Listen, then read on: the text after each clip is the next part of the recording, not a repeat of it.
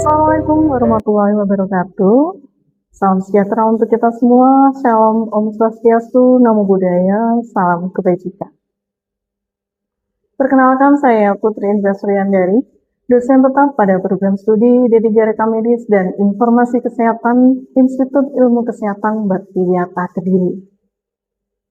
Pada kesempatan yang berbahagia ini, saya akan memaparkan pernyataan diri dosen dalam unjuk kerja Tridharma Perguruan Tinggi atau PDD UKTPP Unsur Pengajaran. Mata kuliah yang saya unggah sebagai fokus evaluasi adalah e-health dan telemedicine teori. Mata kuliah ini merupakan mata kuliah wajib berbobot 1 SKS yang ditempuh oleh mahasiswa di semester 2 pada program studi D3 Rekam Medis dan Informasi Kesehatan Institut Ilmu Kesehatan Bakti Wiyata Kediri. Sebagai seorang pendidik di bidang vokasi kesehatan, saya menerapkan prinsip PIA dalam proses belajar mengajar. Prinsip itu terdiri dari delivery, interaction, dan assessment. Pada tahap pertama, yaitu delivery, saya berfokus pada perencanaan dan penyampaian materi pembelajaran agar dapat dipahami secara optimal oleh mahasiswa. Sebagai landasan pelaksanaan pembelajaran, rencana pembelajaran semester atau RTS mata kuliah ini disusun bersama tim dosen pengampu, kemudian divalidasi dan disahkan oleh ketua program studi. RTS yang telah disusun kemudian diunggah ke dalam sistem OASIS atau Online Administration School Information System. Melalui platform ini, mahasiswa dapat mengakses informasi pembelajaran secara lebih mudah, sementara program studi dan tim dosen pengampu dapat melakukan monitoring dan evaluasi pelaksanaan perkuliahan. Di dalam RTS tersebut, arah dan target pembelajaran dirumuskan ke dalam 5 capaian pembelajaran mata kuliah atau CPMK yang harus dicapai oleh mahasiswa selama 1 semester. Adapun kelima CPMK tersebut adalah CPMK 1, mahasiswa mampu menjelaskan konsep dasar e-health, telemedicine, dan aplikasi teknologi kesehatan dalam sistem pelayanan kesehatan modern. CPMK 2, mahasiswa mampu menjelaskan dasar hukum, aspek legal, regulasi, dan kebijakan yang mengatur penyelenggaraan e-health dan telemedicine di Indonesia. CPMK 3, mahasiswa mampu mengidentifikasi jenis-jenis aplikasi e-health dan telemedicine serta mekanisme pembiayaan dan asuransi kesehatan berbasis teknologi. CPMK 4, mahasiswa mampu menjelaskan konsep dasar ekosistem Internet of Things atau IoT dan penerapannya dalam layanan e-health. CPMK 5, mahasiswa mampu menjelaskan strategi implementasi dan evaluasi risiko dalam penerapan e-health dan telemedicine di fasilitas pelayanan kesehatan. Untuk mendukung ketercapaian CPMK, pembelajaran dilaksanakan secara luring dengan mengkombinasikan beberapa metode yang disesuaikan dengan karakteristik materi. Kuliah interaktif digunakan untuk membangun pemahaman konsep dasar. Sementara small group discussion, case-based learning, dan problem-based learning dimanfaatkan pada topik-topik tertentu untuk membantu mahasiswa mengaitkan konsep yang dipelajari dengan kasus dan permasalahan yang sederhana dalam konteks pelayanan kesehatan digital. Tahap yang kedua adalah interaction. Pada tahap ini, saya berupaya membangun suasana pembelajaran yang partisipatif, sehingga mahasiswa tidak hanya berperan sebagai penerima informasi, tapi juga terlibat aktif dalam pembelajaran. Keterlibatan tersebut saya bangun sejak awal perkuliahan melalui pertanyaan pemantik atau brainstorming untuk menggali pengetahuan awal mahasiswa terkait dengan pemanfaatan teknologi digital yang pernah mereka temui dalam layanan kesehatan. Selama penyampaian materi, pembelajaran diselingi dengan tanya jawab, diskusi singkat, serta analisis kasus sederhana yang relevan dengan topik perkuliahan. Melalui kegiatan tersebut, mahasiswa didorong untuk menyampaikan pendapat dan hasil pemikirannya, sementara dosen memberikan umpan balik secara langsung untuk memperkuat pemahaman mahasiswa terhadap materi yang dipelajari. Di luar sesi tatap muka, komunikasi dan diskusi pembelajaran tetap difasilitasi melalui LMS Moodle. Platform ini juga digunakan untuk menyediakan materi ajar, aktivitas pembelajaran asinkron, serta ruang diskusi yang dapat diakses mahasiswa secara fleksibel. Tahap yang ketiga adalah assessment. Untuk mengukur ketercapaian CPMK, saya menggunakan berbagai bentuk penilaian yang telah dirancang sejak awal perkuliahan. Seluruh instrumen, kriteria, serta bobot penilaian telah disosialisasikan kepada mahasiswa melalui kontrak perkuliahan di pertemuan pertama.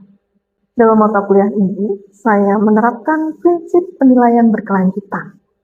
Artinya, mahasiswa tidak hanya dinilai melalui ujian, tetapi juga melalui proses belajar yang mereka tunjukkan selama perkuliahan berlangsung. Karena itu, 60% nilai berasal dari aktivitas pembelajaran seperti diskusi, tanya jawab, dan analisis kasus. Sedangkan 40% lainnya berasal dari UTS, UAS, dan penugasan terstruktur yang mengukur kemampuan menganalisis mahasiswa. Melalui pendekatan tersebut, proses pembelajaran tidak hanya berfokus pada hasil akhir, tetapi juga pada keterlibatan dan perkembangan kompetensi mahasiswa selama mengikuti perkuliahan. Prinsip delivery, interaction, dan assessment yang telah saya sampaikan sebelumnya tidak hanya dirancang dalam dokumen perkuliahan atau dokumen pembelajaran, tetapi juga diimplementasikan secara nyata dalam proses perkuliahan. Salah satu contohnya dapat dilihat pada rekaman pembelajaran pertemuan ke-12 mata kuliah e-health dan telemedicine teori dengan topik konsep dasar dan ekosistem Internet of Things atau IoT dalam e-health. Pada pertemuan ini, mahasiswa diarahkan untuk memahami konsep dasar IoT, menganalisis 4 lapisan arsitektur IoT, serta mengidentifikasi penerapannya dalam layanan kesehatan. Pembelajaran tersebut mendukung ketercapaian CPMK 4, yaitu mahasiswa mampu menjelaskan konsep dasar ekosistem IoT atau Internet of Things dan penerapannya dalam layanan e-health. Dengan sub CPMK bahwa mahasiswa mampu menguraikan konsep dasar IoT beserta 4 lapisan arsitekturnya secara tepat. Berikut adalah rekaman pembelajaran yang menampilkan implementasi delivery, interaction, dan assessment dalam kegiatan perkuliahan. Selamat menyaksikan. Assalamualaikum warahmatullahi wabarakatuh.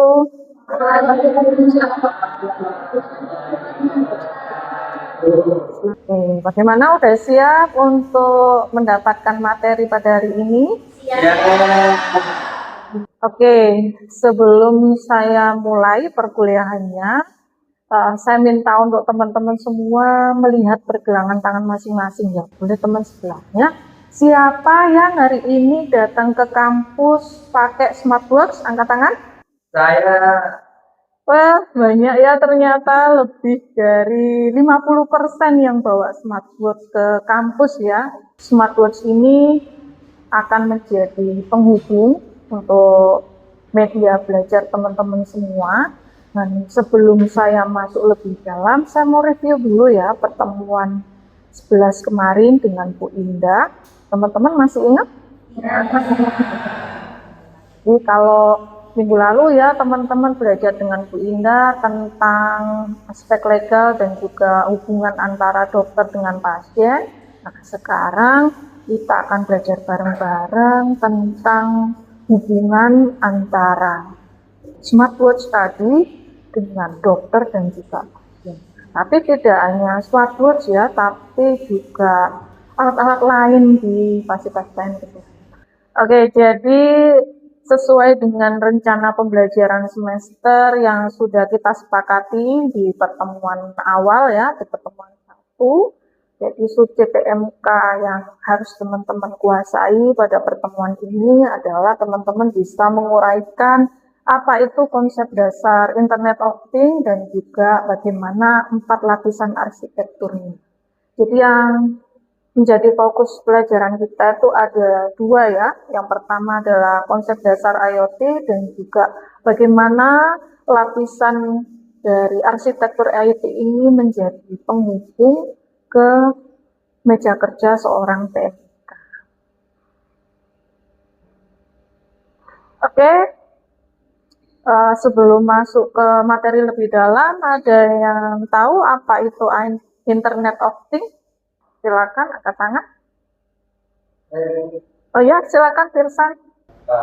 Internet of Things itu teknologi yang menghubungkan berbagai perangkat internet sehingga dapat bertukar data secara otomatis. Oke, terima kasih jawabannya Firsan. Kita akan ulas lebih dalam ya, apa itu Internet of Things.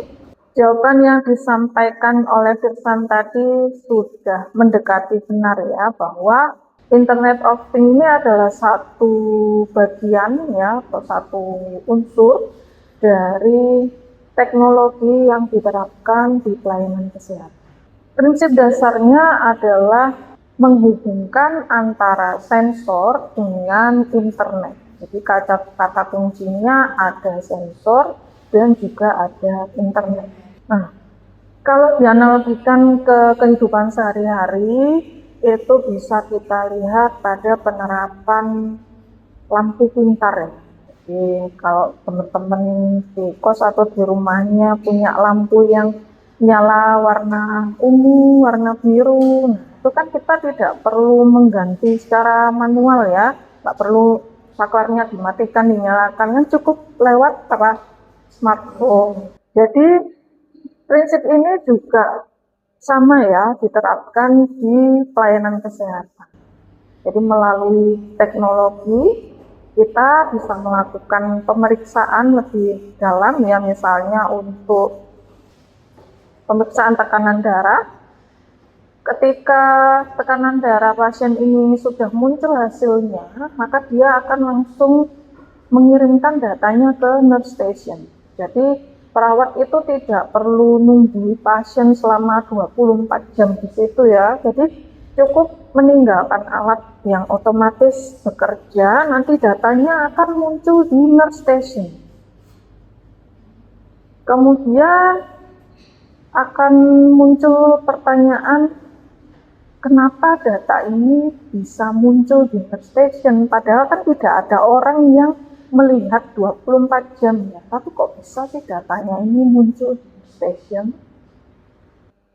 Karena ada 3 pilar utama IoT.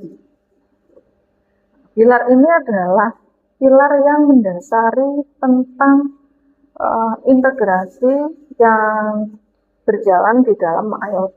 Yang pertama adalah things atau benda. Benda fisik ini dia yang memiliki sensor.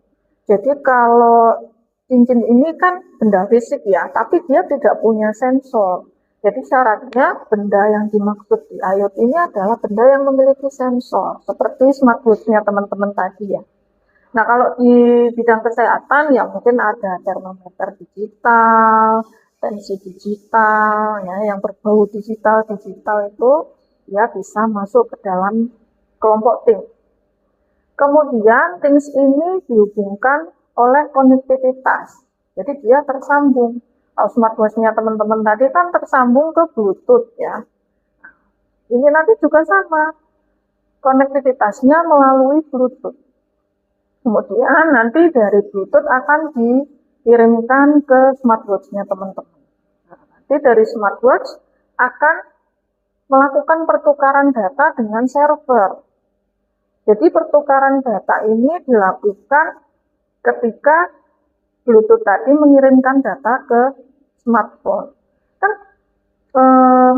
smartwatch, kemudian termometer itu kan tidak punya koneksi internet ya. Yang punya koneksi internet kan handphonenya. Nah, makanya handphone inilah yang nanti melakukan pertukaran data atau data exchange. Jadi ketika smartwatch-nya ini terhubung ke internet, maka setelah dikirim ke server akan muncul dashboard. Jadi ini adalah dashboard hasil pertukaran data dari IoT. Bagaimana sampai sini bisa dipahami? Bisa. Oke. Nah, setelah teman-teman memahami ketiga pilar dari penopang IoT ini, saya akan menjelaskan bagaimana caranya data dari Things tadi bisa tampil di layar komputer. Jadi para ahli IT ini sudah menyusun ya satu model konseptual yang namanya 4 lapisan arsitektur IoT. Jadi ingat ya teman-teman, pembagian 4 lapisan ini itu murni merupakan model konseptual supaya memudahkan kita dalam melakukan atau menerapkan yang namanya IoT. Nah, supaya teman-teman nggak bingung ya, ini kok bahasanya IT banget. Nah, nanti akan saya bantu untuk menganalogikan ke dalam smartwatch. Oke, jadi di analogi alur data smartwatch ini, teman-teman yang tadi pakai smartwatch ya, datang ke kampus, yang nggak pakai juga apa ya. Jadi di dalam penggunaan smartwatch tadi, teman-teman kan jalan ke kampus. Nah, itu teman-teman melakukan aktivitas. Nah, aktivitas berjalan kaki ini kegiatannya akan direkam oleh smartwatch. Jadi kita mengayunkan tangan itu berapa kali, itu nanti dihitung. Kemudian data dari smartwatch ini ditransmisikan ke perangkat seluler. Jadi transmisinya melalui Bluetooth, karena seperti yang saya sampaikan tadi ya, smartwatch tidak punya internet, jadi dia butuh Bluetooth untuk mengirim data. Nah, nanti ketika handphone-nya ini sudah mendapatkan data dari smartwatch, baru karena dia punya koneksi internet, mengirimkan ke cloud atau ke server utama. Nah, di server utama ini datanya diolah teman-teman, dibuat grafik, dibuat tren. Nah, nanti akhirnya akan muncul analisis data. Nah, tadi berjalan sudah 10.000 langkah apa belum ya? Kalau misalnya belum kan bisa ditambah lagi, misalnya mau treadmill gitu. Itu konsep dasar atau analogi dari smartwatch. Oke, kita masuk ke 4 lapisan yang sebenarnya ya, karena tadi sudah saya bantu ya, saya beri jembatan untuk masuk ke 4 lapisan yang sebenarnya. Tadi kegiatannya adalah mengumpulkan data ya, smartwatch tadi mengumpulkan data, nah itu disebut sebagai layar persepsi atau perception layer. Nah, di layar persepsi ini dia akan mengumpulkan data misalnya dari termometer digital, dari tensi digital, dan seterusnya. Kemudian, datanya akan dikirim melalui Bluetooth tadi ya. Nah, itu masuk ke network layer. Tidak hanya Bluetooth, ada Wi-Fi, kemudian ada IoT gateway. Kesemuanya ini masuk ke dalam kelompok network layer. Lalu ketika data dikirimkan ke server, disinilah terjadi yang namanya proses pengolahan data. Proses pengolahan data ini masuk ke dalam kelompok processing layer. Nah, pemrosesan data, tapi kalau datanya tidak ditampilkan ya percuma ya, makanya butuh yang namanya layer aplikasi atau application layer. Nah, di sini baru muncul grafiknya, trennya. Oke, setelah kita memahami dari 4 lapisan arsitektur IoT ini, kita akan masuk ke dalam studi kasus nyata ya, bagaimana implementasi dari 4 lapisan arsitektur IoT. Oke, teman-teman silakan diperhatikan baik-baik ya, yang muncul di layar ini. Ini ada yang tahu nggak gambar apa? Kalau ya semua boleh menjawab. Raster, oke. Koyo, yang lain? Hansaplast. Oke. Ya, memang mirip koyo ya. Oke. Ini namanya continuous glucose monitor. Nah, jadi jawaban teman-teman tadi ya, koyo plester. Ya, memang benar secara harfiahnya dia itu nempel di lengan ya, makanya kita sebutnya koyo. Tapi dia secara medis ini namanya continuous glucose monitor. Dia ini tujuannya untuk memantau kadar gula darah secara terus-menerus. Nah, kalau cek gula darah itu kan ditusuk ya, itu cukup ditempel, nanti dia akan mengirimkan datanya ke smartphone. Nah, di continuous glucose monitor ini kalau misalnya pasien itu tekanan glukosanya melonjak tinggi, maka akan muncul warning, akan bunyi titit gitu. Ya ada alarm lah. Karena kalau orang kadar gula darahnya itu di luar batas normal, dia itu tidak sadar. Kan bisa sampai benar. Oke, dari sini ada yang ingin ditanyakan? Belum. Ya, oke, kalau tidak ada, kita lanjut. Ganti saya yang tanya ya. Sudah siap? Ya. Oke, silakan jawab pertanyaan ini. Oke, yang pertama, bagian mana yang termasuk perception layer? Silakan, angkat tangan. Ya, silakan. Sensor CGM yang membedakan dengan karena fungsinya menangkap data langsung kadar glukosa dalam tubuh. Oke, ya kita keep dulu ya jawabannya. Kemudian yang kedua, Bluetooth layer Bluetooth itu termasuk layer apa? Silakan angkat tangan. Ya, silakan. Apa? Oh, network layer. Oke. Yang ketiga, layer apa yang bertugas mengolah data glukosa? Saya Bu. Menurut saya itu processing layer karena dia tuh bisa mengolah data glukosa, terus menyimpan data. Setelah itu dia akan memproses suatu informasi sebelum ditanyakan kepada pengguna. Oke. Terima kasih jawabannya ya. Kita simpan dulu. Lanjut ke pertanyaan keempat. Grafik tren glukosa digambarkan ke dalam layar. Ya, silakan. Application layer. Kira-kira jawaban teman-teman udah betul belum ya? Coba kita cek. Di pertanyaan yang pertama, mana yang termasuk ke dalam layer persepsi? Ini ya, yang katanya koyo tadi ya. Betul ya, jadi sensor yang ada di filamen itu nanti akan mengumpulkan data, kemudian dikirimkan melalui network layer. Network layer ini ya betul ya yang disampaikan tadi, Bluetooth tadi termasuk ke dalam network layer.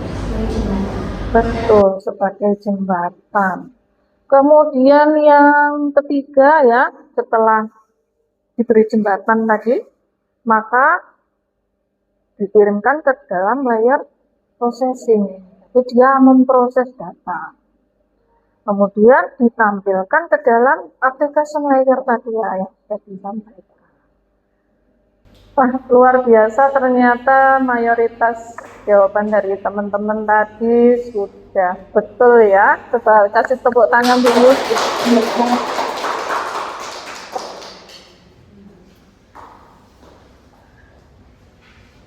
Oke, setelah kita membedah studi kasus CGM tadi, kita masuk ke dalam ekosistem IoT, kesehatan, dan juga bagaimana sih peran kita sebagai seorang PMK. Jadi, ketika data itu dikumpulkan ya, pasti kan datanya diambil dari data pasien, data petugas ya. Mungkin kalau kita sakit bisa. Nah, kemudian nanti tenaga kesehatan akan mengakses ya data pasien itu melalui sistem informasi klinis atau RMI gitu. Nah, ketika dia mengakses data hasil pemeriksaan tadi kan pasiennya itu dilakukan pengukuran tekanan darah, terus muncul di nurse station tadi ya. Nah, dia nanti akan membuat satu keputusan klinis ya. Oh, ini dikasih intervensi apa, dikasih tindakan apa, kemudian fasilitas pelayanan kesehatan ini memberikan infrastruktur ya, memberikan alat-alat yang mendukung di dalam pelayanan kesehatan. Terus untuk pemerintah, data yang dikumpulkan dari pasien tadi itu berjalan ya ke dalam kelompok satu sehat. Karena pemerintah itu kan punya tujuan ya untuk membuat data kesehatan itu terintegrasi dari semua fasilitas pelayanan kesehatan. Nah, terus tugas kita gimana? Ya, ini sebagai pusat kendali kualitas data kesehatan. Jadi, kita cukup penting ya perannya. Kita tidak boleh abai ya atau lalai di dalam cross-check data. Jadi tugas kita itu adalah memastikan data yang dihasilkan dari perangkat IoT tadi itu lengkap, valid, dan bisa digunakan. Ada yang double enggak, ada yang perlu dihapus enggak, ada yang enggak sesuai atau gimana. Oke, dari sini ada yang ingin ditanyakan atau ingin konfirmasi? Jelas? Alhamdulillah. Dan nggak terasa ya, kita sampai di akhir sesi perkuliahan. Dan saya ucapkan terima kasih untuk partisipasi aktif dari teman-teman semua ya. Semangat banget mengikuti kuliah ini. Nah, coba kita review lagi ya. Apakah capaian pembelajaran kita hari ini sudah tuntas ya? Tadi kita sudah belajar untuk menjelaskan konsep dasar IoT dalam ekosistem e-health ya, termasuk peran dari PMIK. Kemudian menguraikan 4 lapisan arsitektur dalam IoT kesehatan. Jadi ada layer persepsi, kemudian network layer, kemudian ada layer apa lagi? Processing layer, dan application layer. Terus juga mengidentifikasi contoh penerapannya ya yang CGM tadi. Oke, untuk materi ajar ya, termasuk materi mulai dari pertemuan 1 sampai pertemuan akhir tersedia di Moodle. Kita bisa menyambung diskusi juga melalui platform Moodle ya. Nanti kalau teman-teman masih ingin ada yang didiskusikan, kita sambung di Moodle gitu ya. Baik, terima kasih atas perhatian dari teman-teman semua. Semoga ilmu yang kita dapatkan hari ini bermanfaat. Kemudian, wassalamualaikum warahmatullahi wabarakatuh. Selamat pagi. Sama-sama. Demikianlah pemaparan PDD UKPPT unsur pengajaran saya. Sekaligus cuplikan implementasi nyata dari prinsip delivery, interaction, dan assessment atau DIA pada mata kuliah e-health dan telemedicine teori pada program studi D3 Rekam Medis dan Informasi Kesehatan Institut Ilmu Kesehatan Baktiwiata Kediri. Besar harapan saya, gambaran proses pembelajaran tadi dapat menunjukkan komitmen kami dalam mencetak lulusan Rekam Medis dan Informasi Kesehatan yang tidak hanya kompeten secara teoritis, tetapi juga siap menghadapi era transformasi digital kesehatan nasional. Terima kasih. Wassalamualaikum warahmatullahi wabarakatuh dan salam sehat.